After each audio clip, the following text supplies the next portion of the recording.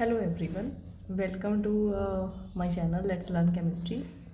जैसे कि आपको पता ही है कि हम जो है चैप्टर नंबर 2 सॉल्यूशंस कर रहे थे और हमने सॉल्यूशंस में कुछ एक टॉपिक्स कर लिए थे जिसके अंदर हमारा हेनरीज लॉ था, हेनरीज लॉ की एप्लीकेशंस थी और इसके साथ साथ हमने रॉल्स लॉ, ठीक है, रॉल्स लॉ के साथ साथ हमने रॉल्स लॉ में जो हमारा टोटल प्रेशर था यानी कि जो रॉल्स लॉ था वो फॉर वॉलेटाइल कंपोनेंट्स के लिए था, जिसमें से हमने उसके टोटल प्रेशर के लिए कैलकुलेशन कर ली थी। This is the expression for the volatile components when the binary solutions है ना form, then the what is the total pressure for the binary solution. ये हमने इस यहाँ तक कर लिया था ऑलमोस्ट, है ना। तो आज हम इसी से आगे चलेंगे। यहाँ से थोड़ा सा रिवाइज कर लेते हैं कि हमने क्या क्या चीज़ें कर ली थी। तो रॉल्स लॉ जो था हमारे लिए, सबसे पहले हम जो है क्या कर रहे थे कि जो रॉल्स लॉ है, मैं आपको थोड़ा सा एक बार हल्का सा करवा दूं कि हमने क्या क्या चीज़ें करी हुई हैं। हमने पढ़ा था कि जो रॉल्स लॉ है इसमें वेट अ मिनट, मैं एक बार चेक कर लूँ कि कैमरा जो है उसमें प्रॉपर वर्किंग है या नहीं है। ठीक है, ओके, चलिए हम करते हैं अभी स्टार्ट। तो जो रॉल्स लॉ है बेटे, ये सबसे पहले हमने क्या चीज़ समझनी है इसमें कि ये हमारे लिए दो सॉल्यूशंस के लिए था।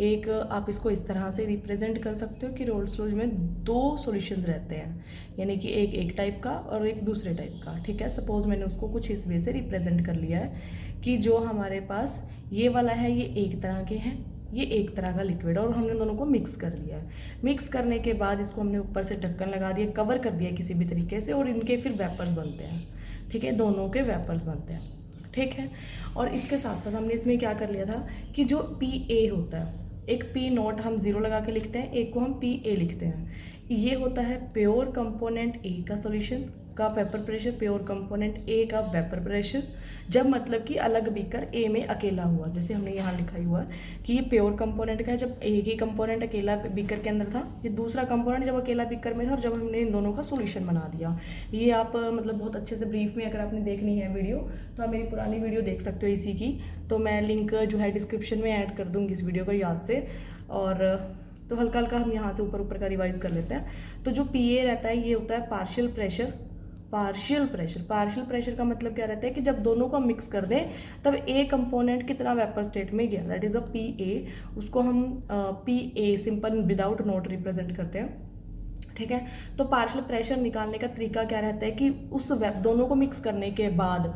हमारे इस ऊपर वेपर फेज में इसका पार्शियल प्रेशर कितना था, that is equal to pure vapour pressure कितना था अकेले में, अकेले बीकर के अंदर कितना था उसका, इनटू में इसका मोल फ्रैक्शन। अब मेन बात ये बात जरूर ध्यान रखिएगा, ये जो मोल फ्रैक्शन होता है ये लिक्विड स्टेट के अंदर रहता है, लिक्विड स्टेट के अंदर इसका मोल फ्रैक्शन क्या था। ठीक है, इस बात का ज़रूर ध्यान रखिएगा कि ये जो मोल फ्रैक्शन है x A, that is a liquid state, जब यानी कि ये जो लिक्विड है इसके अंदर ए कंपोनेंट का कितना मोल फ्रैक्शन था। ठीक है, ये लिक्विड स्टेट में। अच्छा, अगर हम बाई चांस आपसे मतलब कि वेपर स्टेट में पूछ ले, ये भी क्वेश्चन आता है कई बारी कि क्या पूछना है कि मोल फ्रैक्शन बताइए, मोल फ्रैक्शन बताओ किसमें, इन द वेपर स्टेट के अंदर। वेपर स्टेट की अगर बात आ जाए फिर आपको बहुत ध्यान रखना है, वेपर स्टेट के अंदर हम उसको रिप्रेजेंटेशन थोड़ी बदल लेते हैं मोल फ्रैक्शन की, हम उसको वाई ए लिख लेते हैं। ठीक है, तो वाई ए क्या रहता है कि जो हमारा उस कंपोनेंट का पार्शियल प्रेशर होगा डिवाइड बाय में टोटल पार्शियल प्रेशर, यानी कि P A divide by P A plus P B. ठीक है, अगर आपको प्योर मतलब आपको पार्शियल प्रेशर निकालना है दूसरे कंपोनेंट का, मतलब कि यानी कि सपोज जैसे दो सॉल्यूशन, जैसे हमारे पास ये सॉल्यूशन है, इस सॉल्यूशन के अंदर ये पहला कंपोनेंट यहाँ पर जब इसके वेपर्स क्रिएट हो गए वेपर स्टेट के अंदर, एक ए कंपोनेंट का कितना पार्शियल प्रेशर था। ठीक है, फिर जब ये दूसरे के वेपर्स बने, जब मतलब साथ में दोनों की मिक्सिंग हुई होगी ना, ऑफकोर्स दोनों वेपर बने होंगे, तो इसमें यहाँ पर इसका कितना पार्शियल प्रेशर था। और एक्स ए का मतलब होता है कि इस लिक्विड के अंदर इनका मोल फ्रैक्शन क्या था, एक्स ए, और Y A that is a mole fraction in the vapour state and X A is the mole fraction in the liquid state. ठीक है, ये बात में कंफ्यूज मत होइएगा, ये ध्यान रखिएगा। तो यहाँ पर क्या रहेगा हमारा P B divide by P total. ठीक है, तो यहाँ पर क्या लिखेंगे, P B divide by P A plus P B.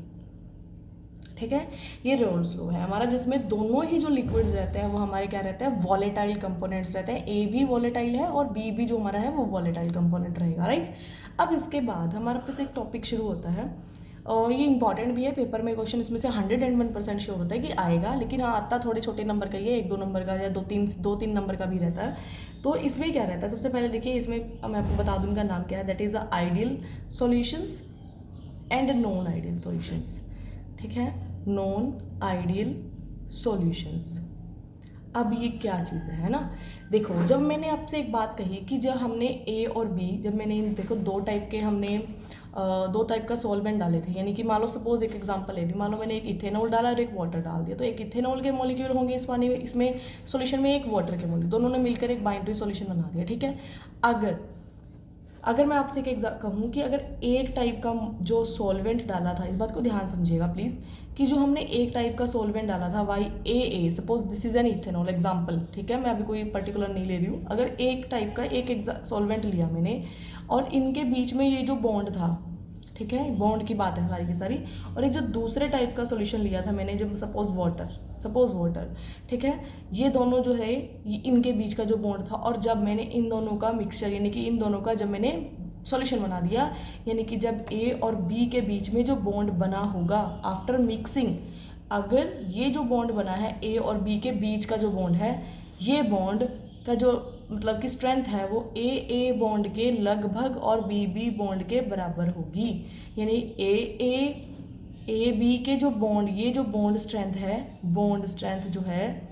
यानी कि इसको तोड़ने के लिए सपोज अगर मुझे 2 किलो जूल की एनर्जी चाहिए, तो इनको तोड़ने के लिए भी लगभग 1.9 या 2.1 या 2.001, यानी कि सेम इनको भी तोड़ने के लिए उतनी ही एनर्जी चाहिए, और जब इन दोनों के बॉन्ड बने तब इसको तोड़ने के लिए भी सेम एनर्जी चाहिए थी। यानी कि जब मैंने ए जो सॉल्यूशन था, प्योर सॉल्यूशन था, इसका जब प्योर सॉल्यूशन था, इन दोनों को जब मिक्स किया, एक बाइंड्री सॉल्यूशन बनाया,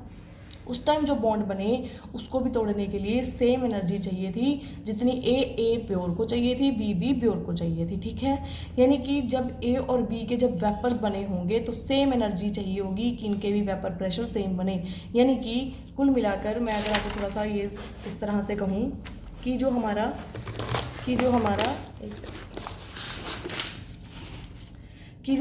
आइडियल सॉल्यूशन रहता है, आइडियल सॉल्यूशन के केस में जब हमारा कोई भी जो डेल्टा H एंथैल्पी, यानी कि जब हम A और B को मिक्स करेंगे तो उसमें कोई भी चेंज ना आए, चेंज ज़ीरो हो। जब डेल्टा V मिक्सिंग, यानी कि जब हम जो दोनों A और B को ऐड करेंगे तो जो वॉल्यूम में कोई भी चेंज है, यानी कि पहले 2 ml था, अब हमने 2 ml को ऐड किया, सपोज एग्जांपल कि जो मैंने यानी कि जो वॉल्यूम पहले मान लो सपोज इतना था, अब भी वॉल्यूम इतना ही रहे, चेंज ना आए, तो उसको हम क्या बोलते हैं, डेल्टा V मिक्सिंग जब जीरो रहे तो हम उसको क्या बोलते हैं कि वो आइडियल सॉल्यूशन था, यानी कि ये रॉल्ड्स लॉ को ओबे करता है। ठीक है, रॉल्ड्स लॉ को ओबे करता है, यानी रॉल्ड्स लॉ को ओबे करने के लिए कंडीशन क्या है कि जो डेल्टा H की मिक्सिंग है और जो डेल्टा V मिक्सिंग है, ये दोनों की दोनों वैल्यू क्या होनी चाहिए, ज़ीरो, यानी चेंज नहीं आना चाहिए, बिल्कुल सेम रहना चाहिए। उसको हम क्या रहते हैं, उसको क्या बोलते हैं, हम आइडियल सॉल्यूशन बोलते हैं। इसके लिए कंडीशन, इसके लिए जैसे मैं एक एग्जाम्पल लेती हूँ, आपको पता कैसे चलेगा, अच्छा मैं आपको अब आप कहोगे मैम हमें कैसे पता चलेगा कि ये आइडियल सॉल्यूशन है या नहीं। जैसे एग्जाम्पल मैं आपसे कहूँ, एक आपके पास क्या है, मान लो बेंजीन है, ठीक है, एक ये बेंजीन है और एक आपके पास टॉल्यूइन है। ठीक है, अब इन दोनों में आप डिफरेंस देख सकते हो, किस चीज़ का डिफरेंस है, दोनों में देखो बेंजीन तो बिल्कुल सेम है, सिर्फ फ़र्क किस चीज़ का है, एक मिथाइल ग्रुप का फ़र्क है, यानी कि जब बिल्कुल स्ट्रक्चर में दोनों के अंदर, इन दोनों के स्ट्रक्चर में बहुत कम डिफरेंस आए, इन दोनों के नेचर में बहुत कम डिफरेंस हो, यानी कि जिनका जो स्ट्रक्चर है वो क्या रहे, स्ट्रक्चर भी ऑलमोस्ट सेम हो और जिनका नेचर भी लगभग क्या हो, सिमिलर हो, सेम मतलब सिमिलर, यानी कि लगभग ऑलमोस्ट सेम रहता है, उसको हम क्या बोलते हैं कि ये दोनों क्या थे, हमारे आइडियल सॉल्यूशंस थे। ठीक है, तो ये दोनों एक दूसरे के क्या है, ये दोनों आपस में मिक्स करके क्या बनाएंगे, आइडियल सॉल्यूशन बनाएंगे। अच्छा एक और एग्जांपल लेते हैं, क्या मीथेनॉल और इथेनॉल, अब इन दोनों का स्ट्रक्चर बनाना ज़रा, CH3OH और CH3 CH2OH, इन दोनों में क्या फ़र्क है? सिर्फ इस CH2 का फ़र्क है, इसीलिए ये दोनों भी क्या बनाते हैं? हमारे आइडियल सॉल्यूशन बनाते हैं। वैसे तो आइडियल सॉल्यूशन कोई होता नहीं है, बट हाँ, लेकिन जिनमें स्ट्रक्चर में बहुत कम डिफरेंस रहता है वो क्या रहते हैं? हमारे आइडियल सॉल्यूशन रहते हैं। इसके अलावा आप ये भी कह सकते हो कि जो हमारा हेक्सेन होता है, क्या आपको विजिबल है? एक सेकेंड, हाँ जी है तो सही विजिबल, ठीक है। जो हमारे पास हेक्सेन है और हेप्टेन होता है, हेक्सेन और हेप्टेन का मतलब इसमें 6 कार्बन की चेन है और इसमें 7 कार्बन की चेन है, यानी ये दोनों भी क्या रहेंगे? हमारे आइडियल सॉल्यूशंस रहेंगे। यानी कि अगर मैं आपसे एक बात सिंपल सी बात समझाना चाहूँ कि अगर CH3OH के मतलब ये एक टाइप का मॉलिक्यूल था CH3OH, ऐसे एक बीकर भरा हुआ था मीथेनॉल का, मतलब एक टाइप के ये मॉलिक्यूल थे, ठीक है। एक तरह का सॉल्वेंट अलग से था और एक दूसरा टाइप का सॉल्वेंट था जिसमें इथेनॉल का सॉल्वेंट था, ठीक है। इसी टाइप के सारे ये ऐसे टाइप के थे, ठीक है। इनके बीच में जो बॉन्डिंग थी, इनके बीच में जो बॉन्डिंग थी ऐसे वाली, जो इनके बीच में जो बॉन्डिंग थी, ठीक है। और जब मैंने इन दोनों को मिक्स कर दिया, सपोज ऐसे मैंने इन दोनों को मिक्स कर दिया, बीच में ये वाले भी आ गए अब, ठीक है।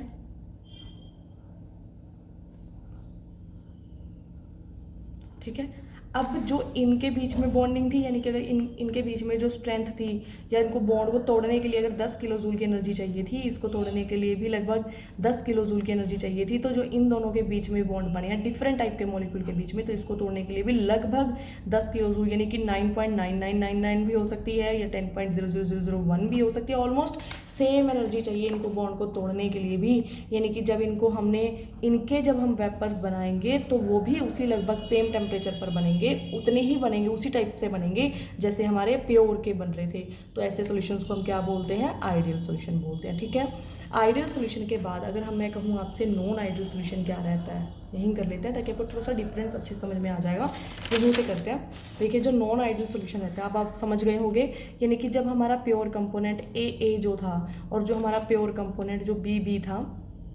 ठीक है, ये जो हमारा ए कंपोनेंट और जो बी कंपोनेंट था, जो इनके बॉन्ड स्ट्रेंथ थी, मतलब सपोज इसको तोड़ने के लिए 10 किलो जूल की एनर्जी चाहिए थी, इसको तोड़ने के लिए 10 चाहिए थी, लेकिन जब ये बने, जब इन दिन के बीच में बॉन्ड बना, यानी कि ए बी का जब बॉन्ड बना, ए और बी का बॉन्ड बना, तो हो सकता है कि ये दोनों के बीच में अब जो पहले 10 किलो जूल की एनर्जी चाहिए थी, अब इसको तोड़ने के लिए 12 किलो जूल की एनर्जी चाहिए हो या 15 किलो जूल की एनर्जी चाहिए हो, ज़्यादा चाहिए हो। ये स्ट्रेंथ हो सकता है, ये बॉन्ड जो है वो स्ट्रॉन्ग बन जाए और हो सकता है ये बॉन्ड जो है वो वीक बन जाए। अगर वीक बना तो ये 10 की बजाय हो सकता है ये 6 किलो जूल के एनर्जी पर ही टूट जाए। इसको मैं इतनी बॉन्ड दूँ, इतनी एनर्जी दूँ कि ये साथ के साथ टूट जाए, इससे कम पर टूट जाए। यानी कि 2 केस अराइजेज हो जाएंगे हमारे केस में, नॉन आइडियल के केस के अंदर। यानी कि अगर मैं आपसे सिंपल सी बात समझाना चाहूँ शब्दों में, सिंपल से शब्दों में, कि नॉन आइडियल, एक बार ये समझिए कि जो डेल्टा एच मिक्सिंग रहेगी वो इज इक्वल टू 0 नहीं रहेगी, डेल्टा बी मिक्सिंग जो है वो 0 के इक्वल नहीं रहेगी, ये बात भी समझिएगा। ये नॉट ओबे रोल्स लॉ, ये जो है वो रोल्स लॉ को ओबे नहीं करेगा, ठीक है। अच्छा, अब इसमें पहले एक एग्जांपल लेते हैं, फिर समझाती हूँ ऐसे ही जैसे हमने इसमें करवाया था, सेम रहेंगे ताकि आपको डिफरेंस थोड़ा सा ज़्यादा इजीली समझ में आ जाए, ठीक है। तो एग्जांपल के तौर पर आप इसमें क्या लिखेंगे, जैसे एक आपका इथेनॉल हो गया सपोज, ठीक है। एक इथेनॉल के साथ आप क्या ले सकते हो? वाटर ले सकते हो, ठीक है। इसमें इथेनॉल के साथ वाटर आ सकता है, नाइट्रिक एसिड के साथ वाटर आ सकता है, एसीटोन के साथ क्लोरोफॉर्म CCl4 आ सकता है, ये आ सकता है, ठीक है। मतलब अब मैं एग्जांपल लिख दिया, आपको नहीं समझ में आएगा, नो आपको नहीं समझ में आया कि मैम आपने कैसे लिख दिया, अभी समझाती हूँ, ये डोंट वरी। अपने देखिए अब क्या होगा कि अगर सपोज जैसे मैंने एक एग्जांपल लिया, अब ए टाइप का सॉल्यूशन था, बी टाइप का, प्योर सॉल्वेंट की बात कर रही हूँ, जब मैंने दोनों को अलग अलग रखा हुआ, भी मिक्स नहीं किया है, ठीक है। ये जो हमारे प्योर सॉल्वेंट थे वो कुछ ऐसा था, ये प्योर सॉल्वेंट जो था वो कुछ ऐसा था, ठीक है। मैंने इसको कुछ इस तरह से रिप्रेजेंट कर दिया, this is only just a representation, nothing else. तो आपने ज़्यादा इसको सीरियस नहीं लेना है, बस समझने के लिए समझ लीजिएगा कि हाँ जी मैम क्या समझाना चाह रहे हैं। तो मैंने इन दोनों को जब हमने मिक्स कर दिया तो ये कुछ ऐसे हो गए, ठीक है, लीजिए।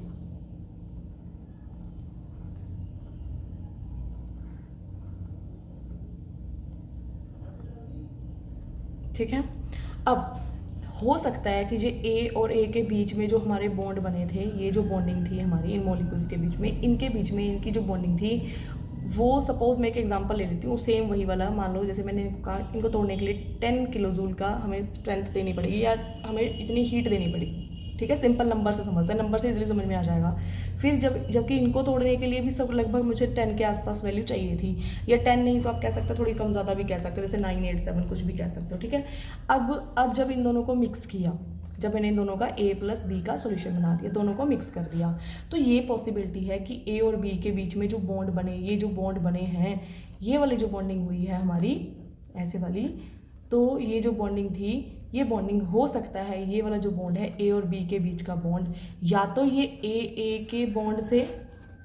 और B के बॉन्ड से वीक हो, देखो एरो निशान लगाना, ये स्ट्रॉन्ग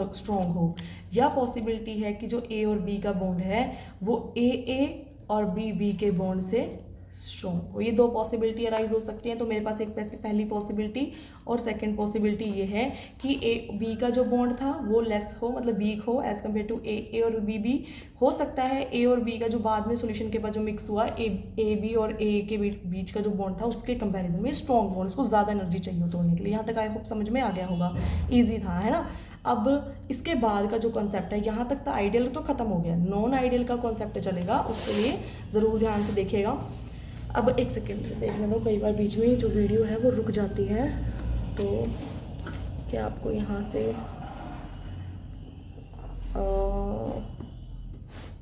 हाँ जी ठीक है ना, आई होप। अभी हम इस पर थोड़ा सा फोकस कर लेते हैं, इस वाले पेज के ऊपर, है ना। तो अभी चलते हैं हम आगे की तरफ, एक सेकेंड रुकिएगा ज़रा।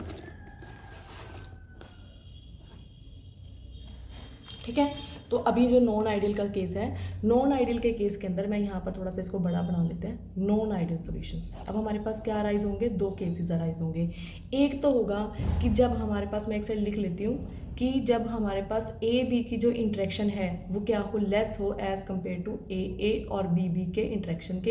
एक केस अराइज होता है कि जब A और B की जो इंट्रैक्शन थी वो स्ट्रॉन्ग हो एज़ कम्पेयर टू A और AB के इंट्रैक्शन के। ठीक है, ये इंट्रैक्शन का मतलब है कि इनके बीच का जो बॉन्ड है उसको फोर्स, यानी कि इन दोनों के बीच के फोर्स की बात कर रहे हैं हम। तोड़ने के लिए जो बॉन्ड स्ट्रेंथ थी वो ज़्यादा हो, यानी कि ये इसके बीच में जो बॉन्ड है वो फोर्स है वो कम हो, इनके बीच में ज़्यादा हो, इसके बीच में ज़्यादा हो, इसके बीच में कम हो। ठीक है, उसके कंपेरिजन की बात कर रहे हैं। अच्छा, अब आप इस बात को समझ पाएंगे कि अगर A और B के बीच का बॉन्ड वीक है, अगर ये बॉन्ड क्या है, वीक है, तो इसको बॉयल करने के, मतलब जब A और B की जब मिक्सिंग हुई थी हमारी, इन दोनों की जब मिक्सिंग हुई थी, यानी कि अगर इनके बीच का जो बॉन्ड है वो वीक है, तो वो लो टेम्परेचर पर ही क्या करेगा, इवेपोरेट करेगा। मतलब अगर सपोज अगर A को उड़ने के लिए 100 डिग्री सेल्सियस टेम्परेचर चाहिए था और AB को तोड़ने के लिए, अब ये बॉन्ड वीक है, अगर ये बॉन्ड वीक है तो ये 100 पर बॉयल कर रहा है, तो ये कितने पर करेगा, मान लो 90 डिग्री सेल्सियस पर बॉयल करेगा। एग्जाम्पल है ये हमारा। ठीक है, यानी कि कम टेम्परेचर पर ही बॉईल कर जाएगा, यानी कि इसके वेपर्स, यानी कि जब ये जल्दी ज़्यादा से ज़्यादा बॉईल होएगा, यानी कि कम टेम्परेचर पर जल्दी जल्दी वेपर बनेंगे, तो AB का जो वेपर प्रेशर होगा वो क्या बनेगा, मोर बनेगा। यानी कि इसके जब वेपर्स ज़्यादा बनेंगे, कम टेम्परेचर पर ही बॉन्ड टूटने लग जाएंगे, तो वेपर्स भी क्या बनेंगे, ज़्यादा बनेंगे। यानी कि अगर मैं ये कहूँ कि अगर A का जो प्योर सॉल्वेंट था, अगर इसमें सिर्फ इतने से वेपर बन रहे थे, AB के केस के अंदर जो वेपर्स हैं वो अब बहुत सारे वेपर्स बनेंगे, क्योंकि इनके बीच में जो बॉन्डिंग थी वो क्या थी, वीक थी, और वो कम टेम्परेचर पर ही बॉयल होने लगे, क्योंकि इनका जो AB का बॉन्ड था वो क्या था, वीक था। आपको आई होप समझ में आ रही होगी ये बात, मैं क्या समझाना चाह रही हूँ। ठीक है, अब मान लो मैं एक आपको ग्राफ बनाती हूँ। ठीक है, मैंने क्या बनाया, यहाँ पर ग्राफ बनाया, आपको देख रहे होंगे। मैंने एक साइड में क्या लिया है, सिर्फ एक साइड में एक कंपोनेंट लिया है A, और दूसरी साइड में दूसरा कंपोनेंट लिया है। यहाँ पर ये मैं क्या लेकर चल रही हूँ, यहाँ पर हमारा जो है वो प्रेशर है, वेपर प्रेशर रहेगा। वेट अ मिनट बेटे, बचे एक मिनट। तो यहाँ पर वेपर प्रेशर है, सपोज यहाँ पर क्या है, इस साइड में मोल फ्रैक्शन है। ठीक है, ये मोल फ्रैक्शन का ग्राफ रहेगा। मैंने अभी आइडियल का आपको ग्राफ नहीं करवाया है, वो बहुत इजी सा था, इसी के बीच में ही करा दूंगी, उसके बाद फिर आपको साथ में इसका ग्राफ कराऊंगी। ठीक है, अब सपोज कि जब हमारे पास ए प्योर कंपोनेंट था, यानी कि जब ए का ही सॉल्यूशन, अभी हमने ए बी को मिक्स नहीं किया है, सपोज मानकर चलो अभी सिर्फ ए है। अगर ए है बीकर के अंदर, मतलब एक बीकर था मेरे पास, उसका अभी वेपर्स बने हैं, उस वेपर्स के टाइम पर जब मैंने ग्राफ प्लॉट किया तो यहाँ पर ए के केस में ये पी नोट ए है, यानी कि इतना यहाँ इस मोल फ्रैक्शन पर इसके कितने मतलब कि प्योर सॉल्वेंट का क्या वेपर प्रेशर रहेगा, प्योर सॉल्वेंट का वेपर प्रेशर क्या है, पी नोट है, यानी कि हम मैक्सिमम पर है, ठीक है सपोज। तो यहाँ पर एक्स ए की वैल्यू क्या होगी, 1 होगी, और एक्स बी तो क्या था, मोल फ्रैक्शन 0 था, क्योंकि यहाँ पर अभी दूसरा कंपोनेंट तो है नहीं ना, और यहाँ पर इस केस में एक कंपोनेंट बी तो है लेकिन एक्स ए है नहीं, अभी एक्स ए नहीं है इस बीकर के, ये अलग बीकर है अकेला, ये दूसरे बीकर, यानी कि ये अकेला बीकर है, ये अकेला बीकर है, ठीक है। उस टाइम पर जैसे जैसे आप एक्स ए की वैल्यू घटती जाएगी तो पार्शियल प्रेशर की वैल्यू यहाँ से घटती घटती कहाँ चली जाएगी, यानी कि जब एक बीकर में जब हमने दोनों को मिक्स करा तो तब तो सिर्फ इसकी वैल्यू थी और यहाँ पर सिर्फ और सिर्फ इसकी वैल्यू थी। सपोज एक हमारा ज़्यादा वॉलेटाइल था, एक हमारा कम वॉलेटाइल था, जिसके वेपर प्रेशर ज़्यादा होंगे, जिसका पार्शियल प्रेशर ज़्यादा होगा वो ज़्यादा वॉलेटाइल होगा, ठीक है, वो अलग बात है। अब यानी कि जैसे जैसे आप एक्स ए से एक्स बी, यानी कि जब हमारे पास एक कंपोनेंट के वेपर्स बनने घटने मतलब बनने शुरू हो गए, अभी तो सिर्फ ये था, जब हमने दोनों को मिक्स किया या मिक्स नहीं किया, अभी अकेला है, तो ये ग्राफ ये रिप्रेजेंट कर रहा है, ये आइडियल सॉल्यूशन का ग्राफ बन जाएगा, यानी कि जब ये है और ये है, तब एक्स ए जब था तो एक्स बी की वैल्यू क्या थी, 0 थी, अलग बीकर है, ये अलग बीकर है। जैसे जैसे एक्स ए यानी कि मोल फ्रैक्शन की वैल्यू एक्स ए की घटती जा रही है, ये देखो एक्स ए की वैल्यू 0 होती जा रही है धीरे धीरे, तो प्योर की तरफ चले जाएंगे हम, वो भी बी दूसरा कंपोनेंट आ जाएगा जिसका प्योर सोलवेंट आ जाएगा। यहाँ से प्योर सोलवेंट की वैल्यू एक्स ए के लाइन के ऊपर 0 है, प्योर सोलवेंट यहाँ पी नॉट बी की वैल्यू 0 है, और इधर वाली साइड इधर पी नॉट ए की वैल्यू देखो लाइन घटते घटते घटते घटते 0 पर आ गई, देखो यहाँ सबसे मैक्सिमम थी और घटते घटते घटते घटते वैल्यू 0 पर पहुँच गई, ठीक है, ये सिंपल था। इसके बाद कहानी ये आ जाती है यहाँ पर, ये अब बनेगा इसका ग्राफ, यानी कि जब ए और बी को जब मैंने दोनों को मिक्स कर दिया तो वेपर्स ज़्यादा बन गए, वेपर्स ज़्यादा बने तो ए और बी को मानो मैंने ऐसे मिक्स कर दिया, तो ए और बी के जो वेपर्स थे वो पहले के बजाय क्या बन रहे हैं, ज़्यादा,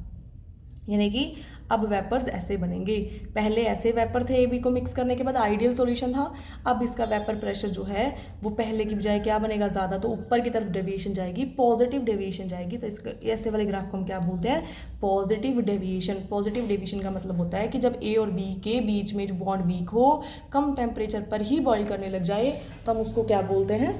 तो हम उसको क्या बोलते हैं कि ये हमारा पॉजिटिव डेविएशन का ग्राफ है। तो पी ए का ग्राफ भी इसको दिखाओगे आप ऐसे ही, और पी बी भी का भी, यानी कि ये क्या है, partial pressure of P A, ठीक है,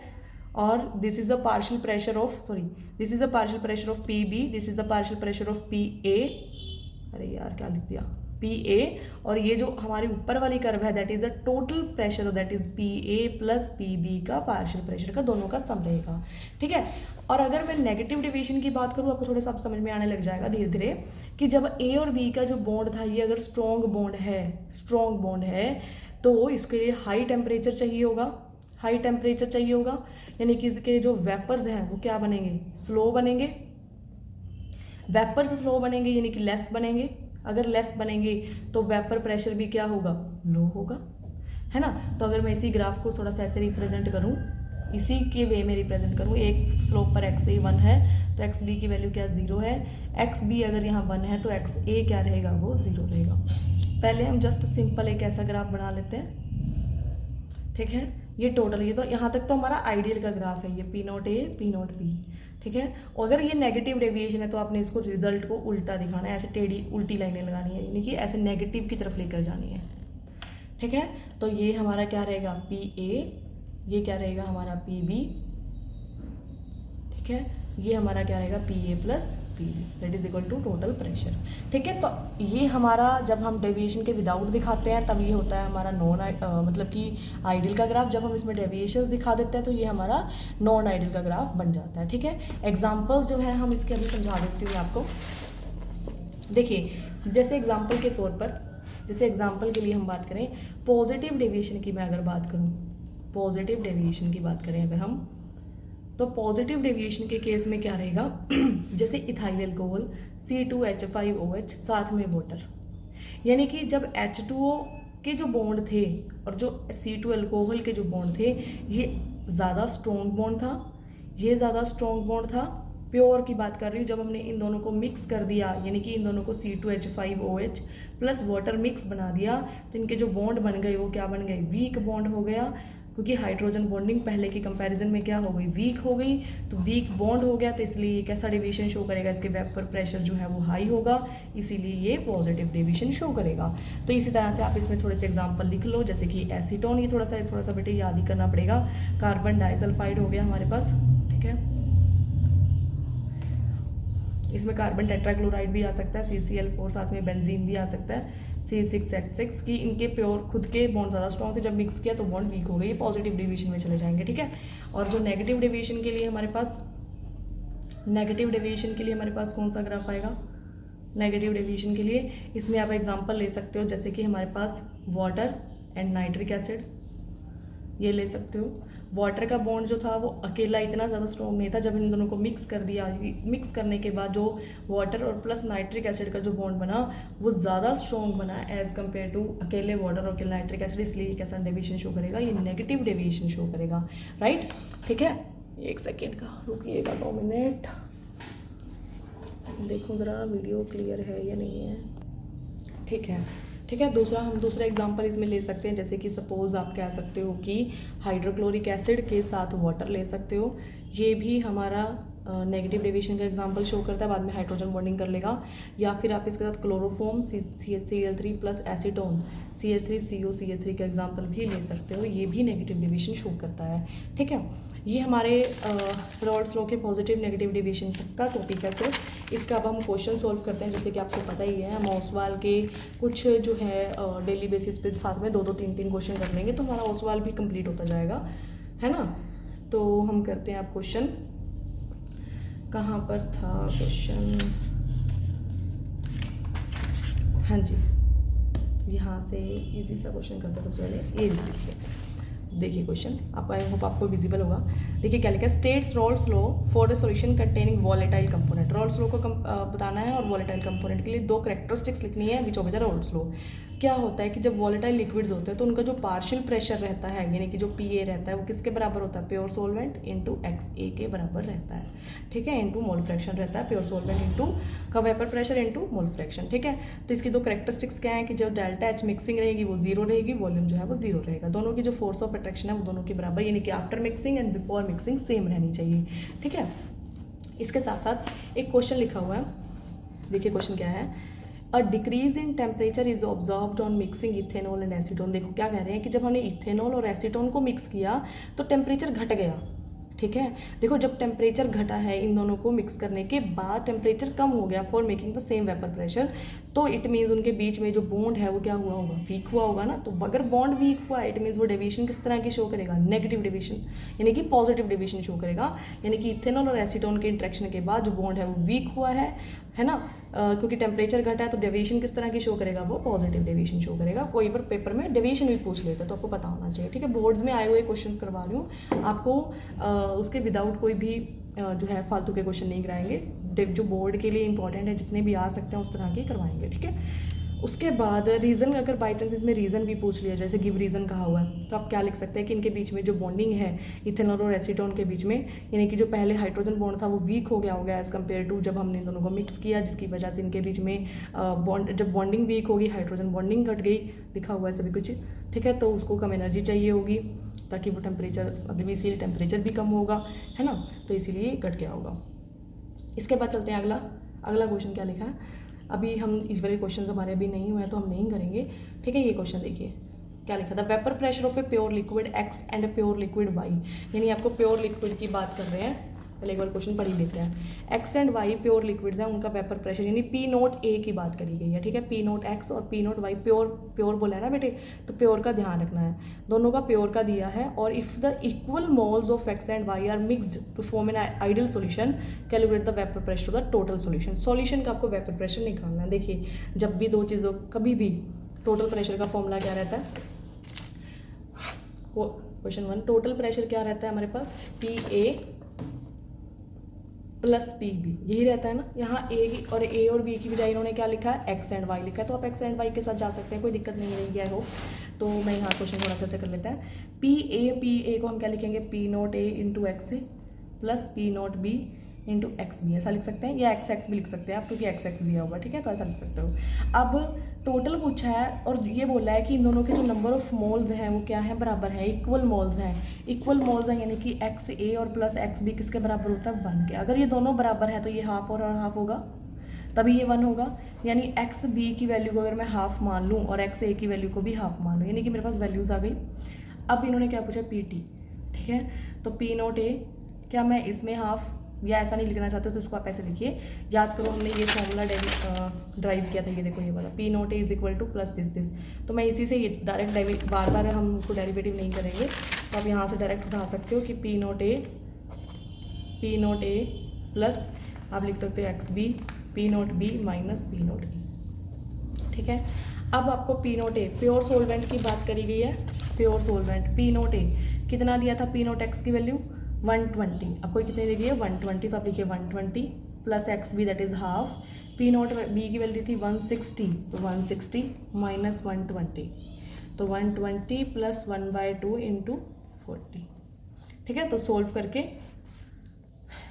करके लगभग 140 mm ऑफ मरकरी आ जाएगा, ठीक है। तो इस तरह से आप इस क्वेश्चन को सॉल्व कर सकते हैं। एक और क्वेश्चन सॉल्व करते हैं, ये देखिए दिया गया है, क्या लिखा है, an aqueous solution containing 20% by weight of liquid A, 20% by weight of liquid A, यानी लिक्विड ए कितना है, 20 ग्राम लिक्विड डाला गया था 100% सॉल्यूशन बनाने के लिए, यानी कि आपको क्या बताया गया है कि जो लिक्विड ए है, ए उसका मास कितना है 20 ग्राम, आपको ये बता दिया 20 ग्राम मास है ए का, ठीक है। और कौन सा लिक्विड था जिसका आपको मोलिकुलर वेट दिया है, यानी कि आपको मोलिकुलर मास दिया गया है कितना 140, ठीक है। इसके नंबर ऑफ मोल्स आप निकाल सकते हो, given mass divide by molar mass, तो ये लगभग 0.143 आ जाएगा। फिर सिमिलरली ए को मिक्स किया था किसके अंदर, एक्वस सॉल्यूशन बनाया था, यानी कि जो वाटर है उसका मास कितना होगा, अगर 100% सॉल्यूशन बनाया है, 20% सॉल्यूशन बनाया है, यानी कि 80 ग्राम हमारा क्या रहा होगा, पानी रहा होगा, डिवाइड बाय इसका मोलर मास तो आपको पता ही है कितना होता है 18 ग्राम, तो number of moles for water क्या रह जाएंगे आपके 80 divide by 18 that is equal to 4.44, ठीक है। तो मोल फ्रैक्शन फॉर ए, यानी इसका पहले मोल फ्रैक्शन निकालोगे, कैसे निकलेगा 0.143 divide by 0.143 plus 4.44 that is equal to 0.031, ठीक है। फिर मोल फ्रैक्शन ऑफ एक्स भी निकालो, तो ऊपर वैल्यू किसकी रहेगी इसकी 4.44 डिवाइड बाई 0.143 प्लस 4.44, ठीक है, दैट इज इक्वल टू 0.69। अब आपसे पूछा क्या गया, देखिए find the vapour pressure of pure A if the water is 150 mm of mercury at this temperature. आपको ये बोला गया प्योर वेपर का, ए का लिक्विड का बताइए कितना वेपर प्रेशर होगा अगर प्योर वाटर का 150 है, ठीक है, टोटल बताना है, जिसमें से आपको ये भी बता दिया कि if that of water is 150 और वेपर प्रेशर इज़ 160, यानी total vapour pressure that is equal to P nought A into X A, P nought B into X B, ये फॉर्मूला रहता है ना बेटे। ये पहले वाला हमारे पास जो ए सॉल्वेंट था, ये दूसरा वाटर मान सकते हो आप, दो अलग अलग कंपोनेंट है ना, एक वाटर का सॉल्यूशन बनाया किसी दूसरे के अंदर मिक्स करके, है ना। तो यानी कि पी नॉट ए आपको एक कंपोनेंट का पूछा, देखो ए का पूछा है तो पी नॉट ए प्योर को रख लो, मोल फ्रैक्शन अभी अभी आपने निकाला है 0.031 प्लस पी नॉट बी, इसका कितना दिया है वाटर का 150 उसी टेम्परेचर पर, तो 150 इंटू एक्स बी अभी अभी हमने निकाला 0.969, ठीक है। तो टोटल कितना दिया था देखो 160 दिया हुआ है हमें, तो 160 दैट इज इक्वल टू, इसको सोल्व कर लिए, पी नोट इधर उधर करके आप सोल्व तो आई होप कर लेंगे, तो 472.58 mm ऑफ मर्करी। इस तरह से आपको पेपर में ये क्वेश्चंस आते हैं, इस तरह के ही क्वेश्चंस आते हैं, ठीक है। तो और भी हमारे पास ऐसे बहुत सारे क्वेश्चंस हैं, तो मैं आपको कुछ क्वेश्चंस जो है वो एज अ फोटो और या फिर पीडीएफ या फिर साथ में आपके नोट्स के साथ में भी, आपके नोट्स भी शेयर करूँगी मैं ज़रूर, या कोई क्वेश्चन आंसर्स होंगे इसके साथ में, तो प्रैक्टिस क्वेश्चंस के साथ में शेयर कर दूँगी, तो आप वो भी साथ में ट्राई करते रहिएगा, है ना। तो आज के लिए हमारा सिर्फ आज ideal solution, non ideal solution, roles law, यानी कि पॉजिटिव नेगेटिव डिविजन आज का हमारा टॉपिक रहा है। तो आप आई होप ये घर पर ज़रूर रिवाइज़ करिएगा, एक बार इसके क्वेश्चन आंसर्स आप अपने पास से भी सॉल्व करिएगा, और साथ में क्या कहते हैं हमारा हेनरी लॉ हो चुका है, वो भी आप एक बार ज़रा क्विक रिवाइज कर लीजिएगा। इसके बाद हमारे पास हेनरी लॉ, रोल्स लॉ कब बन जाता है, कॉलिगेटिव प्रॉपर्टीज़, और इसी के न्यूमेरिकल्स अभी हम हेनरी लॉ और रोल्स लॉ के न्यूमेरिकल करेंगे, इसके बाद एक क्लास लगेगी, उसके बाद फिर हम नेक्स्ट टॉपिक शुरू करेंगे that is the colligative properties, वो हम इसके बाद करेंगे। और आज के लिए हमारी वीडियो में इतना ही रहेगा, आई होप आपको समझ में आई होगी। एंड वीडियो को लाइक शेयर सब्सक्राइब ज़रूर करिएगा। एंड चैनल पे जो भी अगर आप नए हैं तो वीडियो को ज़रूर सब्सक्राइब करिएगा, चैनल को सब्सक्राइब कर लीजिएगा। Thank you so much and have a nice day, goodbye, take care.